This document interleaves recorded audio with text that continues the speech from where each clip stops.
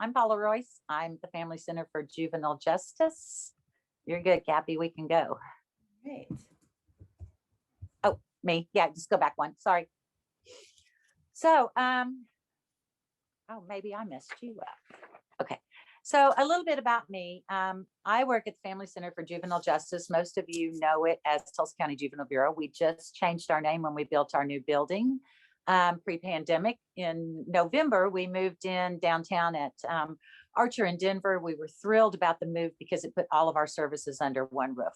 Those of you that are familiar with the Juvenile Bureau knew that we were in about 3 or 4 different locations all over town. So it makes it much easier now to be under one place in our big, beautiful new building that hopefully we'll get back into someday. So I've been doing gender specific programming for about 20 years. 11 of it have been at the Juvenile Bureau. And then I spent my first time at Residence Center for Women actually doing summer activities for junior high and high school girls. So my current role at the Family Center for Juvenile Justice is female programming coordinator. Most of my time is spent facilitating girl power groups in schools, detention, shelters, and also let's put our brain kind of pre-pandemic because this is going to make a lot more sense when I talk about that, please. So pre-pandemic, I averaged about 10 sites a week, seeing around 125 girls on a consistent basis. The girls that came through Girl Power in the traditional school sites were referred generally by counselors, teachers, just as young people that might need a little extra caring hand. So most groups are the same week after week. We meet once a week, but then other groups, young people come in and out, such as detention centers, Trace Academy in Tulsa, if you all are familiar with Tulsa Public Schools, shelters, things like that. So Girl Power is really designed to be an intervention prevention program. It kind of ebbs and flows back and forth depending on what the groups look like, but we are all about intervention and prevention. So we are an evidence-based, medically accurate, trauma-informed program. And our goal is to really provide accurate and confidential resources, a safe place to share experiences and ask questions, and also an opportunity for young people to form healthy relationships with peers as well as adult mentors, because we think that is super important. So I partner with lots of youth serving organizations in our community, such as Youth Services, DIVIS, TCI, the Grief Center, really everyone who cares about young people and will have an impact on their life. So our partnership really, we deliver accurate information on healthy, unhealthy relationships, access to birth control, STI, pregnancy testing, how to access a safe place, whether it is the safe place sign at Quick Trip or just another safe place, different housing options, therapeutic services, education options, just really resources that young people need, especially those with multiple risk factors. So I think Girl Power is really about building relationships, providing a non-judgmental place for young people to really feel safe. Because I think that's really, at the end of the day, young people need to have a voice and young people need to be heard by non-judgmental caring adults. So I tell you in all that, over the years, I've received many disclosures from young people. That can range from, I don't have any food in my house, my power's been turned off, my caregivers are using lots of drugs in the home, to things that like sexual, physical assault, abuse, as well as exploitation. As I told you earlier, I've been doing this work for a long time, and especially in Tulsa Public Schools. And years ago, the counselors and I would talk about this. We would talk about the young people that we saw that weren't coming to school, or the young people that were hearing things that things are not safe at their homes. We just really didn't have a name for it. Young people were frequently absent from school or even home. We were seeing possible gang involvement. We were hearing rumors from other kids, other young people that they were hanging out with. Oh, Miss Paula, I saw her hanging out with old Carl over at 6-1 or something, just putting some red flags up. So that was, I think that, and we're talking about, oh yeah, I saw her walking over to that creepy old van. So just things that we really didn't know. We knew something wasn't right, but we didn't have a name for it. So I really feel honored to be here today to be able to share these experiences with you as well as with young people. So that being said, real quickly, others in our community began to recognize this too. And in 2013, our chief judge at the Juvenile Bureau at the time, Judge Doris Francine gathered a group of community people together, agencies, faith-based, medical, law enforcement, DHS. Yes, Rachel, we have a detention center. It's part of our building. Sorry, Gabby knows I get sidetracked.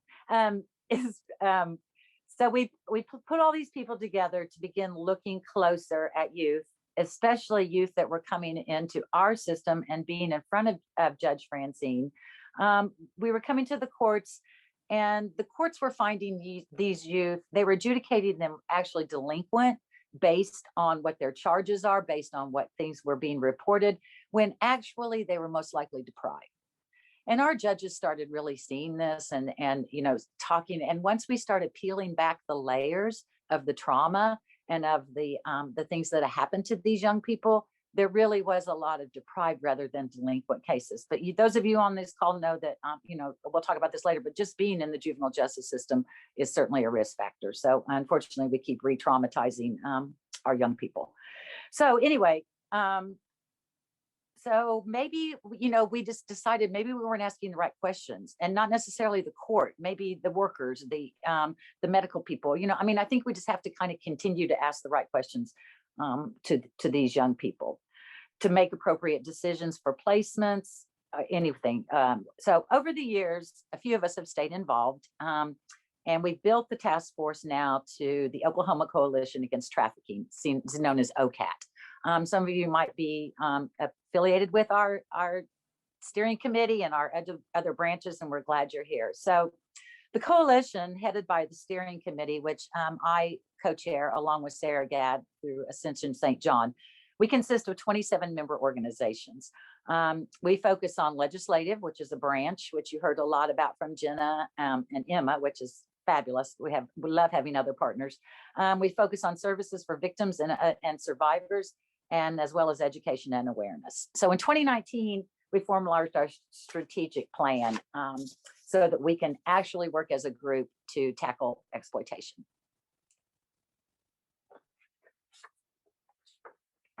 So today, the goal for today is really just, I'm hoping to educate and bring awareness to this crime against children and peel back the layers of exploitation through the trauma-informed lens. We'll explore possible warning signs, we'll talk about risk factors, and we'll talk about how to report, as well as how you can advocate for these young victims. So first of all, let's define human trafficking. I like this definition. There are a lot of them out there. This one is pretty concise. It comes from the U.S. Department of Justice. And the U.S. Department of Justice defines human trafficking as a crime that involves exploiting a person for labor, services, or commercial sex. Traffickers, we may use that word interchangeably with pimps, exploiters, but traffickers are people that clearly traffic people. Traffickers use various forms of force, fraud, and coercion to control and exploit their victims. Please remember these words, force, fraud, and coercion, because we as adults on this call, force, fraud, and coercion can look very different than when you're a 13-year-old traumatized youth.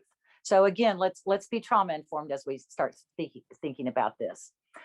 This is very important. It does not have to be the exchange of money. I think a lot of people, and we see it in movies or we talk about, it does not necessarily have to be the exchange of money, because payment can include anything that is of value or a necessity to that child.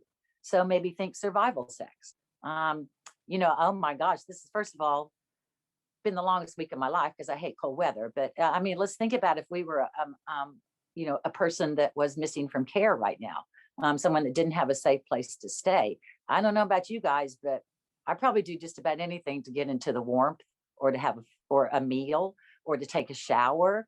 So we talk about this as again, survival sex can be exploitation, because I am getting something of necessity or something that is of value to me. And right now, warmth is something that is of value to me. So again, I don't know what I would do to get to a place to be warm. So let's take that victim blaming out of our brain, because I think that I'll speak for myself. Sometimes I'm good at that, and I have to really check myself. So let's talk about, there is always an action that can be obtaining, transporting, There's always a means, force, fraud, and coercion, and there's always a purpose, which is sexual exploitation. Okay, so this is like my big soapbox mantra. Those of you that know me know that I am like big on this one. Please, please, please, anyone under the age of 18 is a victim, period, period. They are not a teen prostitute. They are not a child prostitute. They are not an underage prostitute. They're not a hoe. They're not a slut. They're not a thought. They're not a promiscuous young person running the streets. They are a victim, period. This is fortunately by law in our state, in Oklahoma, no one under the age of 18 can be charged as a prostitute or a recruiter. Unfortunately, in some states, that is not true.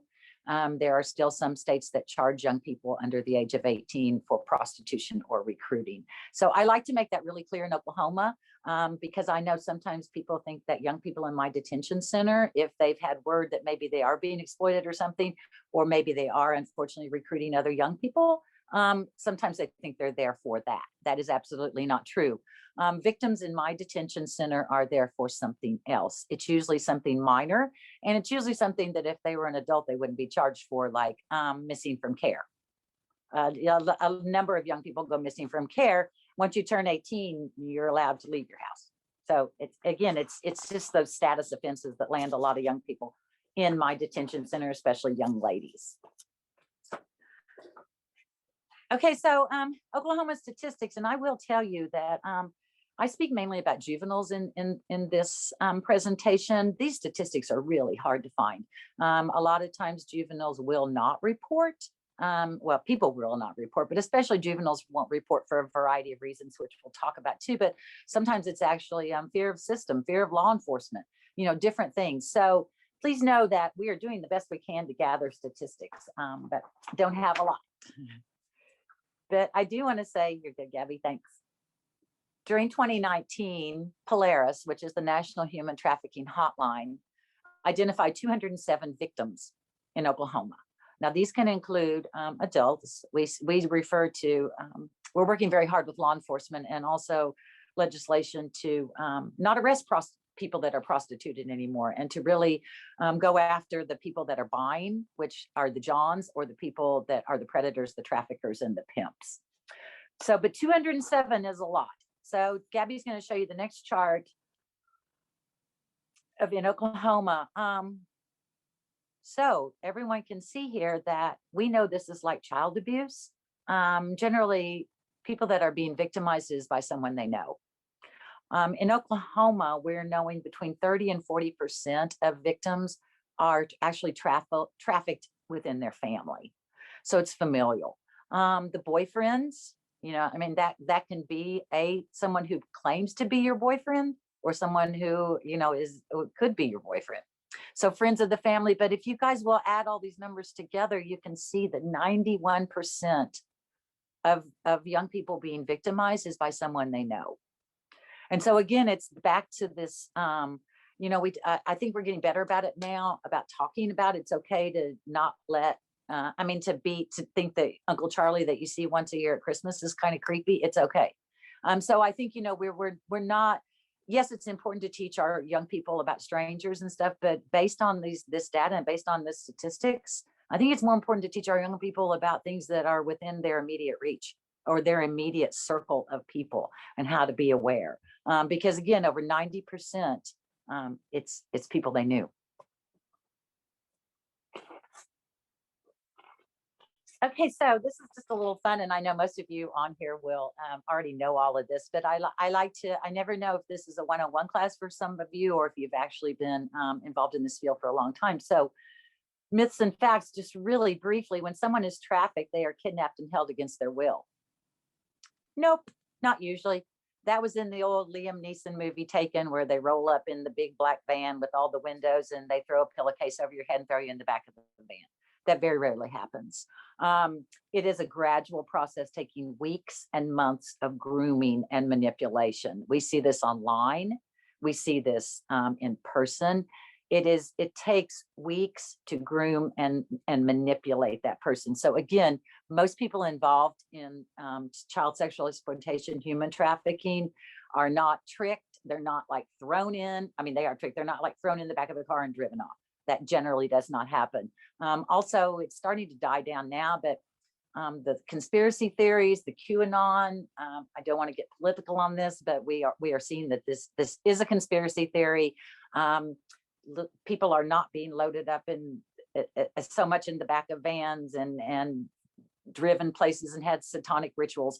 Again, we're seeing this online. We're seeing it in the streets. We're seeing it in the schools. We're seeing it everywhere. So again, victims may appear to have free will, but they are often controlled by their fear and other forms of mental manipulation, and they rarely identify as victims. I see this all the time with the young people that I serve. They very rarely identify as victims until we really, really build that relationship. One of my first victims I used to work with, who is now an adult, used to tell me all the time, "Hey, Miss Paula, no shame in my game. I know exactly what I'm doing. Nobody's running me."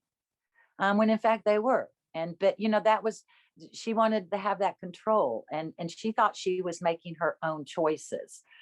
So again, they are controlled sometimes by fear, sometimes through love, different things of mental manipulation, and unfortunately sometimes physical restraints as well. But most of the time it's that mental manipulation, or the fear, the withholding, all kinds of ways to control young people. So let's talk about something else. Traffickers are generally older men who prey on young girls. Generally not. Generally, a trafficker can be a peer.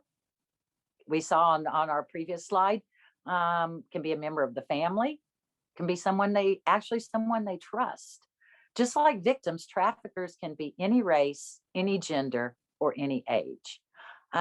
We know that data-wise, men tend to be traffickers, and girls and women tend to be the victims. But that's not always the case. A few years ago, in Oklahoma, there were actually 3 women that went to prison on trafficking. One of the women involved was trafficking her own biological daughter. So that there are times, yes, when it looks a little bit different. So only girls are trafficked. I think we all know that's not true. Youth of all genders are vulnerable, especially LGBTQ community, which are 5 times more likely to be exploited as compared to the straight kids in the community. So we do know that not only girls are exploited. I'll share with you a brief fact as we move through this, but the majority of exploitation victims are girls and women, but please know that anyone can be exploited, just like anyone can traffic. So this one, I kind of already, spoiler alert, traffickers target victims they do not know. Again, in most cases, the trafficker knows the victim.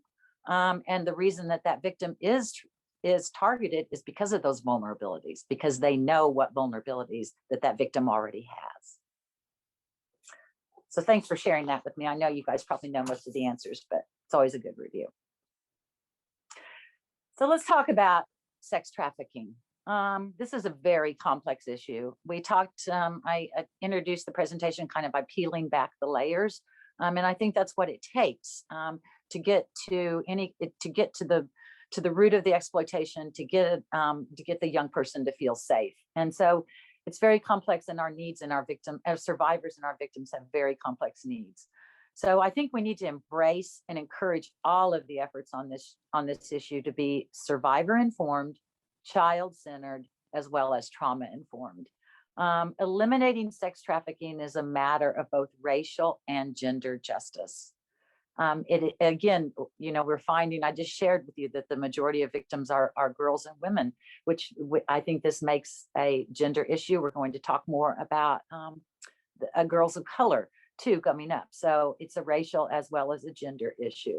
It is critical that anti-trafficking efforts are rooted in the intersectionality and put the unique needs of the victim at the forefront. Again, victim-centered. Those of you that have done this work for a long time, we like our victims to have a voice. We think that that's huge important as a walk into their recovery. We need to while any child can be targeted by a trafficker, research data and survivor lived experiences and expertise have revealed the traffickers and buyers, also known as Johns, often target youth who lack strong support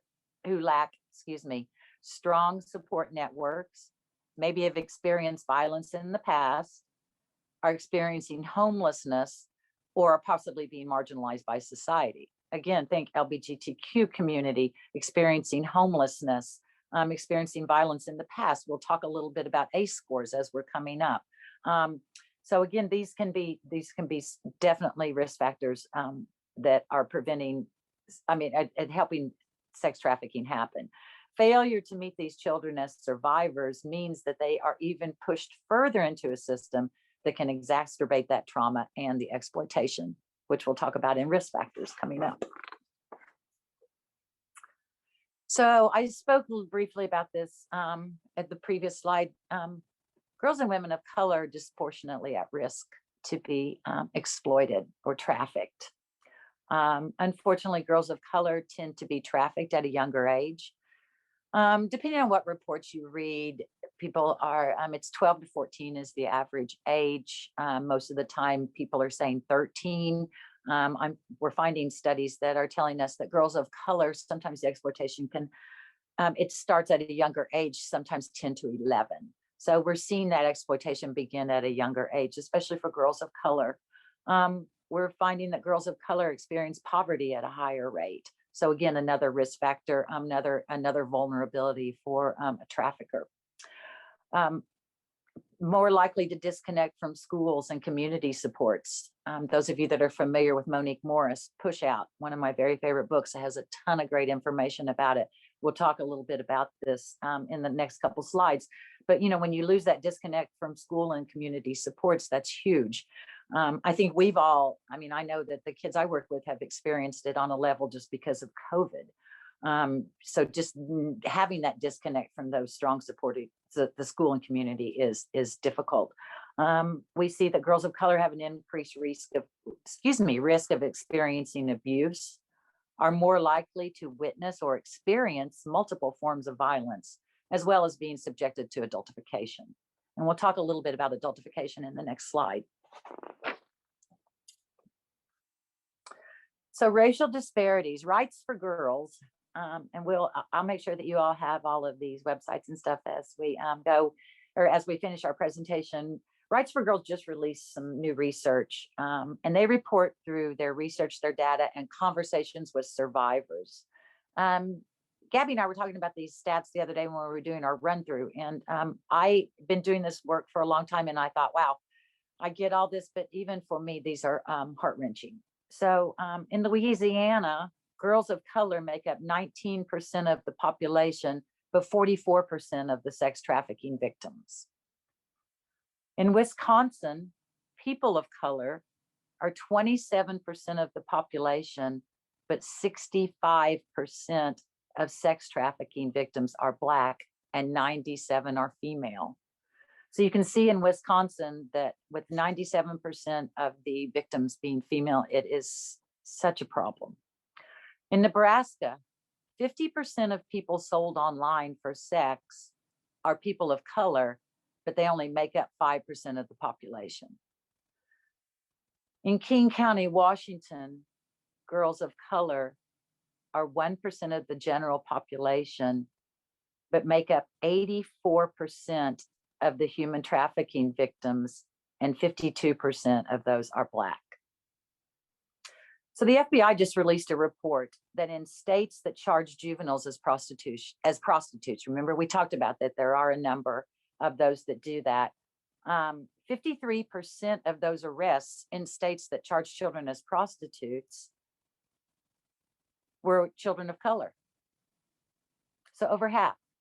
In Los Angeles County, 92% of the girls in juvenile justice that are identified as victims are girls of color. 62% were system involved before they came into the juvenile justice system, meaning perhaps they were with the Department of Human Services, other agencies that provide services for kids, and 84% of those victims were from poor communities. I don't like to talk about this, but we have to talk about it because this is going to lead into a lot of our risk factors and things that we already know. So the girls' pathways into systems and harm are directly tied to their experiences of interpersonal violence and traumatic systems. This is troubling because we continue the criminalization of survivors, unfortunately. We don't have enough exit plans. We don't, unfortunately, that we continue to traumatize because of the systems that especially young people are forced to be in. Many have histories of characteristics that can increase their risk of being funneled into our juvenile justice system. Child trends, which is also great reporting on young people, that they just reported that children of color make up 14% of the population, but 33% of the children in child welfare. So again, these numbers are staggering. And young people that are involved in child welfare are up to 10 times more likely to be abused by a trafficker. So unfortunately, victims are often arrested or taken into custody for behaviors that are directly tied to their exploitation. And so again, that's why we're so fortunate that Judge Francine started looking into this years ago, because the young person stealing food from Quick Trip may not be doing it to be a brat. That young person may be doing it to survive, may be doing it, that may be their only meal, or it could be that they're forced by their exploiter. So this morning I was glancing down Instagram, and this was very timely because again, I think it was Rights for Girls. I'll have to look back, but this morning the U.S. Department of Justice reported that 62% of confirmed sex trafficking victims are of color. So again, we're continuing to see that. So, that's going to be my new charge is we've got to take a hold of this, and we've got to find out why our youth of color are being exploited at such a higher rate than our other youth. So let's talk a little bit about risk factors. First of all, the societal and environmental. So you're going to hear me say this a little bit more. Missing from care. That's my new phrase for AWOL. I don't like AWOL. AWOL connotates that maybe you've done something wrong and you're running away. I get why some kids leave places. I get why some kids leave the places that we've asked them to stay. I get why some kids leave their house. So I'm not going to say you're AWOL. I'm going to say you're missing from care. You're missing from the place that we have asked you to stay. So constantly missing from care, and hotlines report this is the number one vulnerability for any child, whether you're a child of color, a straight kid, LGBTQ, it is the number one vulnerability factor for any child. So again, if you're frequently running from care, or for young people that stay running from care for long periods of time. I unfortunately have young people that have been missing from care 6, 8 months, 10 months. Maybe they have a warrant. This is not their first rodeo. So, them likely showing up is not great. Fortunately, they reach out to me. I know kind of what's up, but they don't want to go back to detention. They don't want to go back to that shelter. They don't want to be shipped back over to that group home in Ponca City. So they're going to take their chances on the streets. So again, frequent long periods of time is very, very risky. Lack of educational opportunities. Again, go back to Monique Morris's book Push Out. Girls of color are 6 times more likely to be suspended for the same offense as a white girl. And I see this working juvenile justice for all these years. I see this a lot. So sorry, no offense to anyone on this call, but when schools find out that sometimes our kids are on probation or they're in some kind of custody, sometimes it makes it difficult for the kid to stay there. We've also tried to re-enroll kids as an agency in their home school after they missed for 10 days, or maybe they've been in detention or various reasons. And, sometimes the school makes it difficult. So we really have to advocate for kids to get back in school, because sometimes school is the only safe place. And I know we all know that. We've had multiple conversations about that, especially during COVID. But for a lot of the young people that I serve, that school is their safe place. And so when you lose that safe place, when you're asked to leave that safe place, or when you continue to say you're not worthy of being here by getting kicked out of school, it's a tough place, because you don't really have any place else to go, and you lose a lot of your resources when you leave school. So again, juvenile justice, DHS, those of you not from Oklahoma, Department of Human Services, whatever you call it in your state, that is the number 2 risk factor for young people. Because again, we're being pushed into a system. I love my job. I love my system. We do a lot of things well, but we don't do a lot of things well as well. Like putting a kid in detention, that is probably one of the least trauma-informed places you could ever be. So if you are, really quickly, I know I ran out of time, but I had a young victim in detention for years. We called her our frequent flyer. She'd been in there about 38 times. Our chief judge said, if you come back here again, you're going to the mosque. Don't care how old you are. Just kidding. But anyway, but she had been victimized horribly for years. She had actually been taken to Louisiana to be victimized by some horrific pimps. We were talking one day in doing our girl power group in detention, and she shared with us that when the lights go out, that puts her she's in crazy town. It's just like her whole body freezes, all of the things. She can't sleep in detention, all of these things. So, we just need to listen to young people, because that was a trigger for her. As a victim of exploitation, when the lights went out, she knew what was going to happen next. So she was not able to sleep. So we went to staff. We said, hey, when you leave the lights on, turning the lights off is a trigger for her. So just little things, hearing people, knowing what they want, being their voices is so important. So again, got off on that, but the juvenile justice DHS involvement is huge, because unfortunately, children lose their voice oftentimes when they come into these systems, and we decide where to put them. We decide what services are best oftentimes. So again, unless we've taken that time to peel back those layers, we don't know that maybe this person is being exploited. Yes, there are some great things we can do, maybe substance abuse, trauma therapy, things like that, but we have to keep asking those questions to be able to provide the right resources for these victims so that they can be survivors.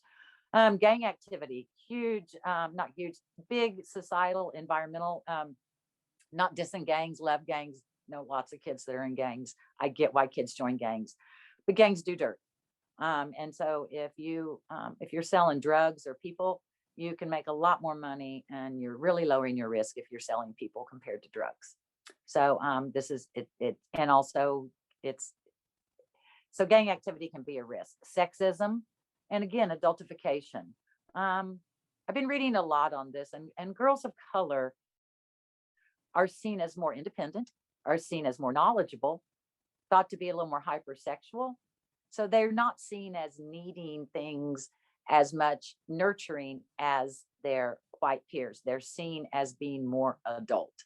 So I think, that's one of the risk factors that we're seeing playing in to this trafficking. So family risk factors, intergenerational sex abuse. We saw by our slide that up to 30 to 40% of human trafficking in Oklahoma is familial. And I believe that, sexual exploitation is a form of child abuse. It is the ultimate form of child abuse. So it is power and control over someone. And that is, so the intergenerational sex abuse and child abuse within the girls of color, huge risk factor. The lack of acceptance of gender identity and sexual orientation, very common. The girls of color in my girl power groups, when we were able to be live, talked a lot about this, especially the sexual orientation piece and how difficult it was in their community to talk about it. So again, if we're not letting these young people have a voice, people are seeking out those vulnerabilities. There are people that are hearing these kids. It's just the wrong people. Housing instability, not necessarily losing your home, but mobility, moving around from school to school, apartment to apartment, community to community. That's a vulnerability. That's a risk factor. And as well as homelessness, which we already talked about, huge for any child, homelessness is a huge risk factor, and the ACE study. I wanted to gather some statistics, and please, if I misquote, somebody chat me and tell me I'm wrong. I believe the average ACE score in Oklahoma is 3 to 4, which is not great. Most of you on this call, I'm sure, are familiar with the ACE study. If not, Google it. It leads a lot of the work that I do. I do I do anonymous ACE studies, ACE questionnaires with the young people that I work with. I have some young people in my girl power groups that have every one. So also, if I also have a girl power group that the average score is 6 or 7, that's going to change my facilitation. I'm going to go we probably skip this intervention stuff. We got to go full blown prevention, because you have a number of risk factors. As again, as opposed to a group that maybe the average ACE score is 2 or 3. I'm going to pull it back in a little bit. So we have to know our audience, and we have to speak to these children and let them have a voice as well. Individual risk factors. Again, history of trauma, lack of supportive adult family. I've been doing this work for a long time. You've heard me say that. I think with the young people, the females that I work with, this is one of the biggest ones that I hear a lot, is that they just don't feel like they have that person to walk with them, or they have that person that they can trust. They have that person that's going to believe them. They have that person that's going to stand up for them. So, and girls are relational. We want relationships. We want to talk about stuff. We want to share things for the most part. And I think if you don't have that supportive person in your family, or in your world, and I tell the girls I work with, hey, it doesn't have to be your family. You can seek other people, but just have a person. And we'll talk about that a little bit later. So low self-esteem, which can pull into that lack of supportive adult, the history of trauma. It all plays on the self-esteem of that young person. Substance abuse.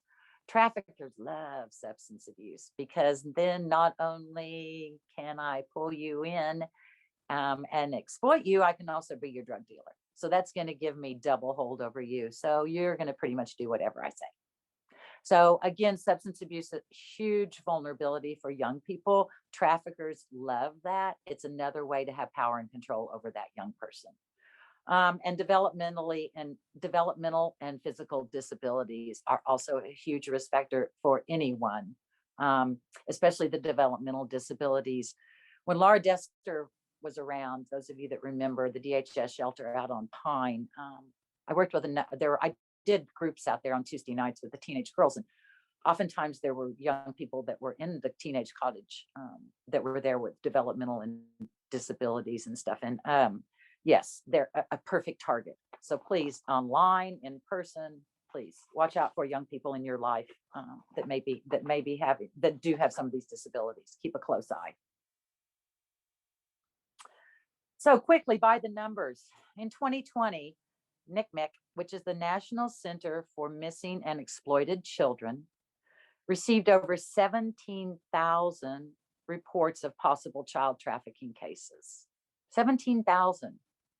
It's a lot. Oh, I should probably tell you, the United States is the #1 consumer in the world of buying people, of civilized nations. We buy more people than any other civilized nation in the world.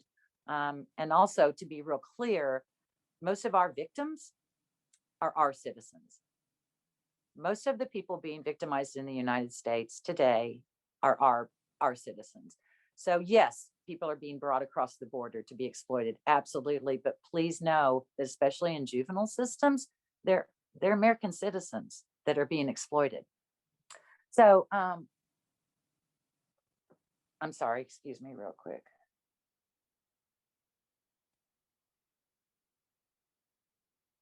Sorry, my son. NCMEC also reports that they have also reported receiving calls from every state, as well as Washington, D.C. and Puerto Rico. So you can go on Polaris website and see a breakdown of how states are doing. I wasn't going to go into it for lack of time in this presentation, but so it is relevant. It is happening in every state. So if your aunt lives in Arizona, she says, no, that's not happening over here. Yeah, it is. It's happening everywhere. So, sorry, I apologize. It's happening everywhere, everywhere in the United States. And in 2020, NCMEC reports that boys made up 7% of victims that were reported. Oh, Gabby, I got to get rolling. So, any child can be targeted. We've talked about that. Based on the risk factors we have discussed, some youth are more at risk, but all youth can be targeted. So I've been watching World Without Exploitation webinars during the pandemic. They are my new rock star people. They are fabulous. They work with a lot of survivors. They're working on the equality model US, which if you aren't familiar with that, look at it, take a look. But I met a new friend last week on one of the webinars. Her name is Melanie Thompson, and she's actually a survivor advocate in New York. She was exploited throughout the boroughs and now has become an advocate.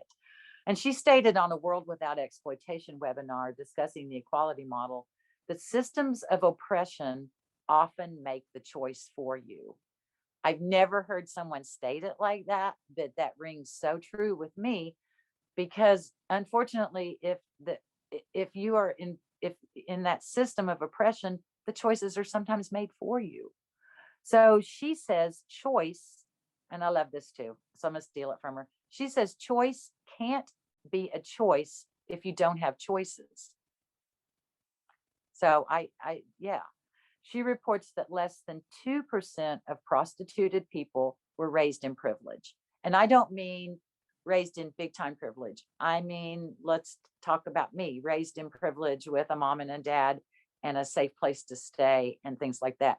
That's privilege. It's only 2%. So that means that we have more options, more choices, more resources. Exploitation is a choice that is not a choice. So again, based on that, I think when you don't have choices, I'm going to say really quickly, my mantra is no one wakes up at 18 and says, I think I'll become a prostitute.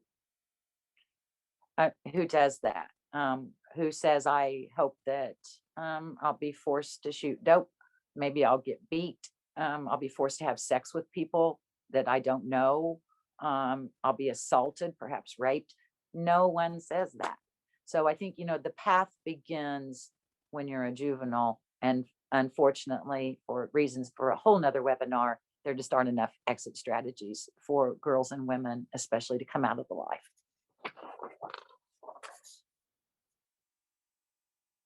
So really quickly, warning signs and red flags. I've said it 100 times, but missing from care. Any youth in your world that consistently missing from care, let's keep a real close eye on that and find out why. Involvement with new friend groups. This is a big one that I see. It's like they switch up. They don't hang out with the same people. They have new friends and stuff. And also disconnect from work or school, family, friends, activity. Big red flag.